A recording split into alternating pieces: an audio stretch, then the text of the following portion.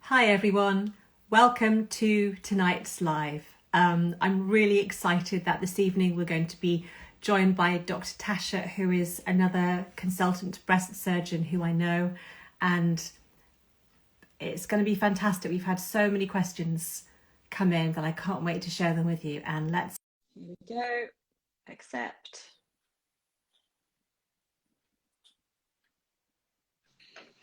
There we go. Hi. Hi, how are you? How are you? This is so cool to talk to you. I know, it's so cool. Thank you so I much for know. doing this. No, so we've had about 50 or 60 questions sent in by the community, and we're going to get through as many as we can in the next half hour, but I'm sure we could keep going for months and months and months. Before we start, do you want to tell everyone a little bit about you, who you are, where you work, what you do? Of course. Hi, everybody. My name is Tasha Ganiwahaja. I am a breast surgeon, like Liz, and I am based in the UK. And I'm here to hopefully answer any questions you may have. Actually, Liz and I, we kind of trained roughly at the same time, didn't we, Liz? We did. We kind of met at, did we meet at a fellowship interview? Probably, yeah. I think so. How many years ago? Quite a a while few. ago. Probably in 2011, I think. Oh and my I God. must say, Dr. Tasha has a fantastic account and YouTube account where she puts loads of great educational videos and content. So please go and check her out. That's very kind. So yeah, I'm No, really you're excited welcome. about this, Liz, and thank you so much for asking me to come on. And hopefully, between the two of us, we'll be able to answer lots of questions, as many as we can, I guess. Sounds good. Someone's just said, can you be too old to be a surgeon?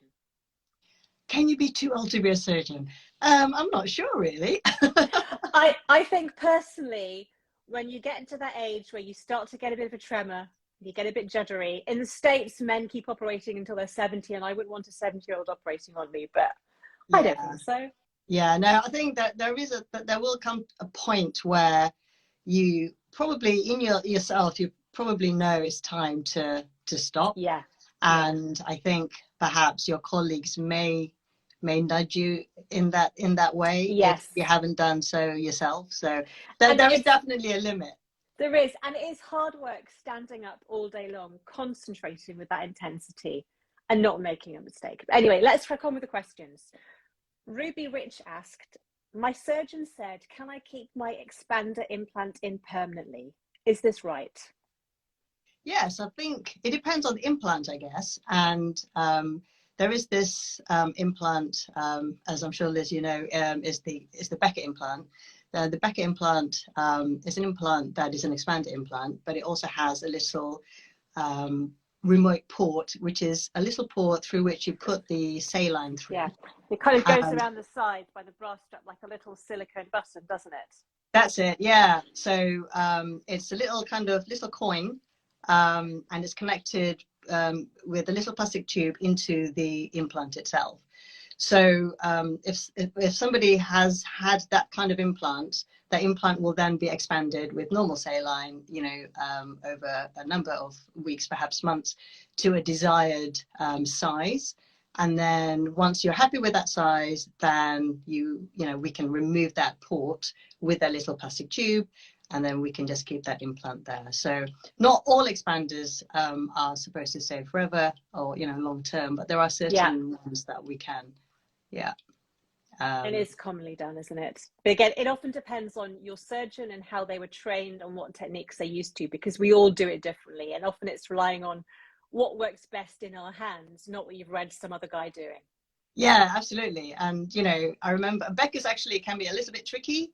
I remember, if you use them, they can be quite tricky to assemble.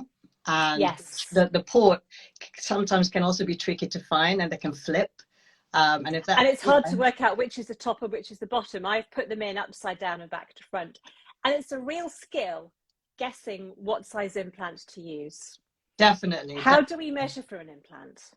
Yeah, that's a really good question. And, when you put implants, you can either put an expanded implant. So lots of, people have an expanded implant put in first. And there are also women who have an implant that's put directly. So it's a direct implant. That's what I had. That's what you had. Okay. And it is a skill. And that's why, breast surgeons like us, we train to make an educated guess. It's not a complete guess, but we do measurements of the breast, we do height, width, projection. We take into consideration the size of your current breast, and sometimes we may even ask whether you want to go perhaps even bigger or smaller. And the other thing, of course, is if you have an implant, consideration of symmetry for the other breast has to be taken into consideration. And I think a lot of I didn't realize, it's ridiculous, I'm a breast surgeon, your implant breast will stay that size and shape forever, but your natural one will head south for winter, so you won't look symmetrical forever. That's it, yeah. And it's kind of frozen in time and space for that time, right? And then as we get older, that implant breast will kind of stay forever youthful, I guess. And then the other breast will try to defy gravity and, will fail. Do its thing, yeah. Yeah, and a lot of women actually, after we do an implant-based reconstruction, they actually prefer the implant to, the implant reconstructed breast, because it's, I guess, can be a bit more bright. It's perky, it stays where it's perky. Put. That's right. It looks better. Yeah. Right, next question. This is by Anne Mines. How do you decide how many nodes to remove if the sentinel node is positive? Yeah, so start by saying what the sentinel node is. We'll go back to that's a really, really good question, actually. So a sentinel means guard, and it's the first, few nodes that actually guard the armpit or the axilla. So I'm sure, most of people know that breast cancer, if it's going to spread, it'll go to the glands in the armpit first, or the lymph nodes in the axilla. And the sentinel nodes are the most important nodes that us as surgeons need to remove to check whether the cancer has gone there.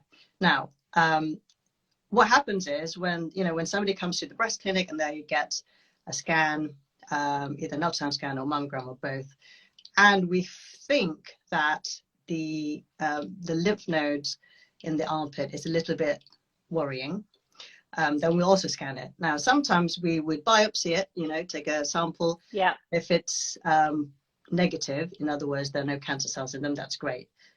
For those patients, they will need a sentinel node, because we still would like to remove a few of the nodes to make sure that there are no cancer cells. And that's because you can get cancer cells that we see under a microscope that are too small for us to feel. So a negative ultrasound doesn't mean there's not cancer there.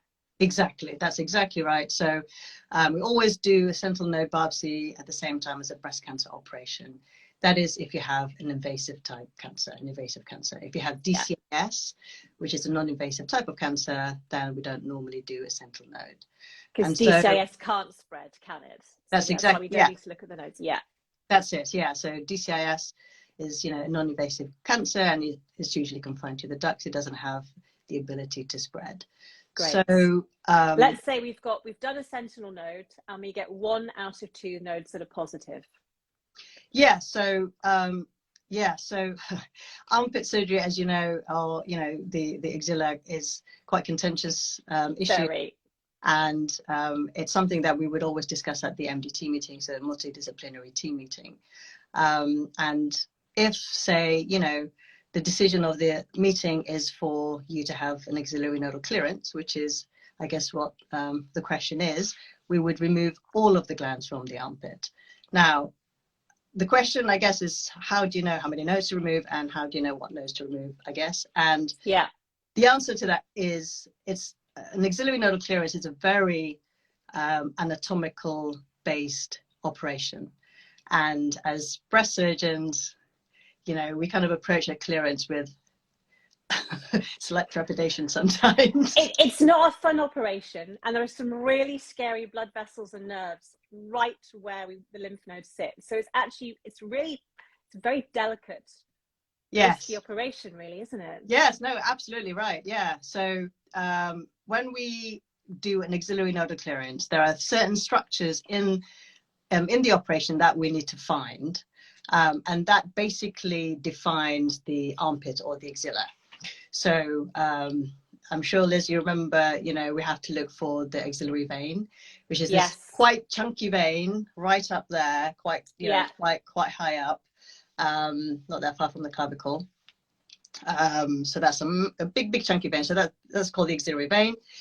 The other structures you need to look out for is what we call the thoracodorsal pedicle, which is essentially the blood supply to the latissimus dorsi muscle, which is this big muscle on your back. So we need to identify that. And then, so that's the second structure or structures. And the third bit of anatomy that we need to define is the nerve to the muscle called the serratus anterior, which is the nerve to the chest wall. Yeah. And once we identify all of those three structures, then everything in between those structures, so the top, the chest wall, and then the lateral, and then the left, the other bit. So it's kind of like a triangle. All the nodes in that area we remove, and that's the axillary nodal clearance. And some women have 8, and some have 30. There's no magic. We take everything that we can feel. That's and I think it's important to say axillary node surgery isn't curing the cancer. It's information to plan further treatment. That's right. Yeah. And you're absolutely right in that, we get asked, so how many nodes, do you think you'll remove? And it's a question we can't answer because we don't know. Some people may have loads, some people may have 30. And that's a pretty, that's a pretty impressive number. And some people may only have, 10, Yeah, but we remove everything. There's nothing left when we've been in there. That's right. And, after that operation, because it's an operation that, we do kind of approach with slight trepidation sometimes, it's beautiful anatomy. You can see all those structures laid bare, and that everything in between those structures have been removed. So did you miss doing them?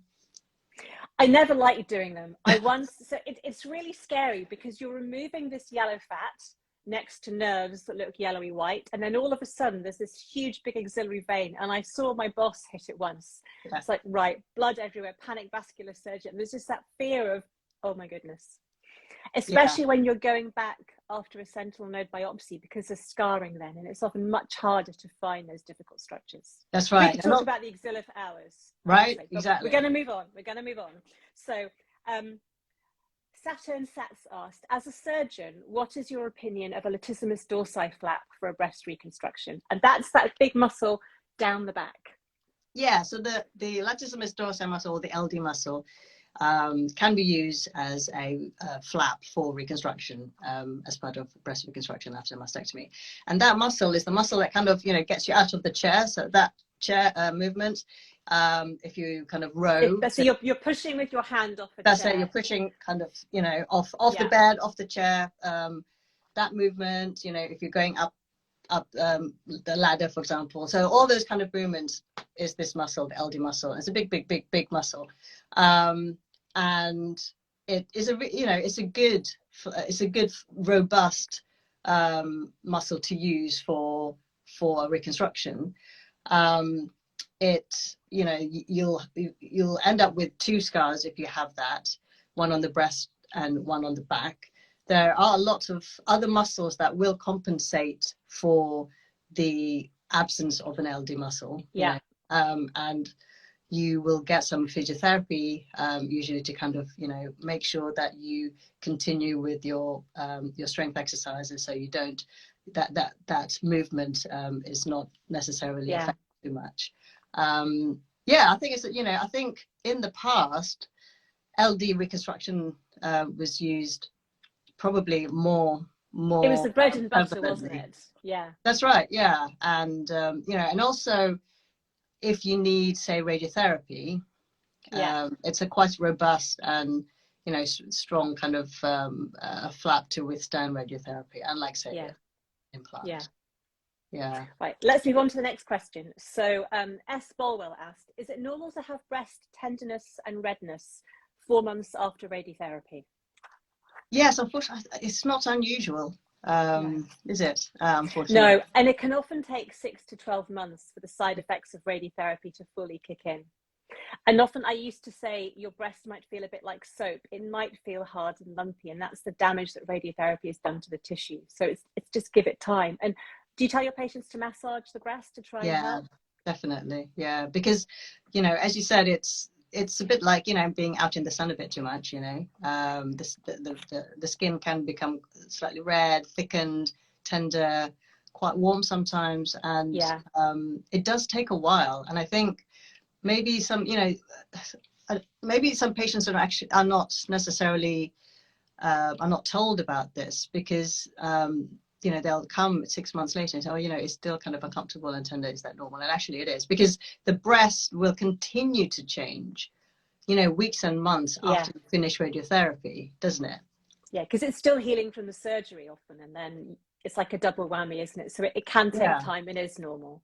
It is definitely normal. It's sometimes, you know, it takes, you know, a year or two even, doesn't it? Easily. So, right, next question. This is from Grizzly Meadow. Why is it that surgeons say they can't get all the breast tissue after a mastectomy? Right, yes. So I guess it's meaning, why do you still get a local recurrence when you've had all the breast tissue removed? Yes. So I'm sure, you know, people have been told that we unfortunately can't remove 100% of breast tissue when we do a mastectomy. And if you think about it, the breast is, you know, it sits just underneath the skin. And it's just impossible, you know, the breast as a structure is quite large, and it's just impossible to literally skim the breast off the skin. And so, you know, with all the you know, the goodwill in the world, we will leave behind about 5 to 10% of breast tissue. And so, you know, I think lots of people think, well, if you have a mastectomy, you won't get a recurrence, or the chances of getting recurrence is next to nothing, and that's why I want a mastectomy, for example. Yeah. But actually, that's not true. It's so important to continue and be breast aware even after a mastectomy, and it's so important to make sure that you examine the skin overlying. If you've gone flat, to make sure that you examine the chest wall skin, and if you've had a reconstruction, to make sure that you continue to check the skin overlying the reconstructed. Because I had a local recurrence after a mastectomy, and I didn't realize that it was. I think it's about 1 to 3% of women can get it.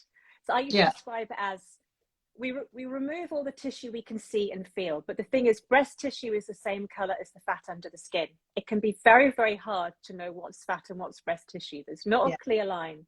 And I used to say it's a bit like peeling an orange. You cannot remove all the pith. There are microscopic cells that you cannot see that will get left behind, but we don't intend to leave any tissue behind, do we? It's no, absolutely not. Yeah. And you know, there is a, you know, kind of a plane between the breast tissue and, you know, the surrounding and the skin. Make sure that we go into that plane and remove the breast as much as we can. But yes, unfortunately, as you rightly said, they're very similar in appearance. And to the naked eye, it's just absolutely impossible to be 100% sure that we remove it all. Yeah. So, but we do our best. Good question. We definitely do our best. Yeah, very good question. Right. So the next one, and I can't pronounce your name, Juana Lee Delport, I think. I said, what does the 8 out of 8 Allred score mean for estrogen? And then what is Key 67? Why do some people measure it? What does it mean? So should we start with the 8 out of 8? Yeah. So 8 out of 8. That's what the pathologists use to score how positive how avidly cancer expresses the estrogen receptor. And so that's the ER bit that everyone that's the ER bit. Yeah. So ER is estrogen, stands for estrogen. I think it's the American receptor. It is American. Yeah. It should be OR. I know. Right. So 8 out of 8 basically means it's strongly positive. And then you know, some patients may have a estrogen score of 4 out of 8.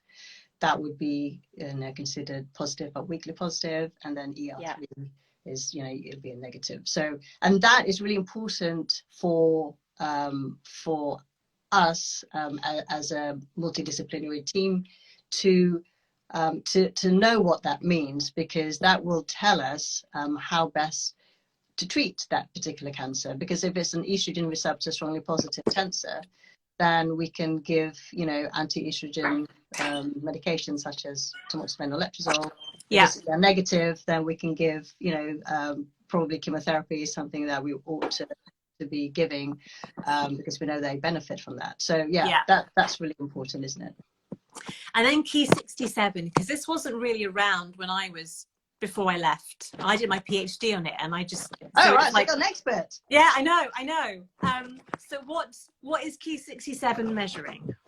Well, you probably should answer this. You're the expert. I will. Okay. You did a PhD in it. Yeah, but we're asking you questions. So key 67 is a marker of how quickly cells are dividing. That's called mitosis. So it's a marker of the mitotic rate of breast cancer cells.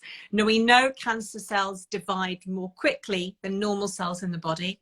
And the quicker your cells divide, the more aggressive the cancer. So it's a bit like grade. A grade 1 cancer is slow growing. A grade 3 cancer is fast growing. And I guess it first came into about with Oncotype, didn't it? And it was part of the... Do you want to explain a bit about Oncotype and what that's used for? Yeah, so Oncotype is essentially a panel of genes. So if an Oncotype basically is a test that determines whether somebody would benefit from having chemotherapy. And it's like that borderline group. There was some we definitely know need it and some we know don't. But there's this group in the middle where we're kind of 50-50. That's right. And I think in the past, we didn't have, a very tangible guideline. In the past, it's a possibility in the past that people who needed chemotherapy weren't given chemotherapy, and people who didn't need chemotherapy perhaps were given chemotherapy. Yeah. But now Oncotype, it gives us what's called a recurrence score. So if somebody has been considered to be suitable for an Oncotype test, then a sample of the cancer that's already been taken out will be sent all the way to America, and they do this Oncotype test. They test for a panel of 21 genes, I think, if I remember correctly. And what comes back is what's called a recurrence score. So if a recurrence score is low, that means that you won't benefit from having chemotherapy. And if it's high, then you definitely would benefit. And if it's in the middle, it's a discussion you'll have with the oncologist. Yeah. And I think that has been really, really useful for, breast cancer treatment, because we now can confidently advise patients, look, your recurrence score is high, and you probably ought to have it. And conversely, if it's low, then you won't need it. So that's been really useful, hasn't it? Yeah, and I think it's not done on everybody. So there are some women with node negative, very small hormone sensitive cancers. We know chemo isn't going to benefit you. It's hormones. Whereas if you're young, you've got a large cancer, it's grade 3, you are going to get chemo because your risks of recurrence are high. It's this middle group. Now, some patients get it done privately to help decide. It's like a quick marker of chemo. Most people don't have it done. And it's really interesting because some hospitals will use a different cutoff for high or low. Is it 10%? Is it 15? Is it 40? And actually, you don't need to worry about it as a patient. It's purely a tool to help your team decide whether they should discuss chemotherapy with you. And you can have a high key 67 score and all the other genes are low, which is why you wouldn't be offered it. Yeah, and I think the key 67 is not, it does vary, from hospital to hospital. It's not universally. It's not accurate. So when I was looking at it on thyroid cancer specimens, and I would do the same test on the same tumors for 3 days, and I get different results every day. It's not 100% accurate between labs and inner labs. So it's a rough guide, isn't it? It's a rough guide, yeah. Yeah. So hopefully that's helpful, isn't it? But I didn't realize you're the expert. Ask Liz. Don't ask me anything. 67. So one more question, another question here from Mom A. Leach. I'm having chemo before surgery. I'm having docetaxel, been going on to AC. I've had 3 doses. I imagine she's struggling like most of us do. If I stop now and I have surgery halfway through, are my risks of recurrence high? Yeah, that's a difficult one, isn't it? I think it depends on how well your cancer is responding to the chemotherapy, and one of the benefits of giving chemotherapy first is we are able to see how well it's working, by doing a progress scan, either an MRI or an ultrasound scan. And if it's working well, then we can tangibly see that the lump is getting smaller.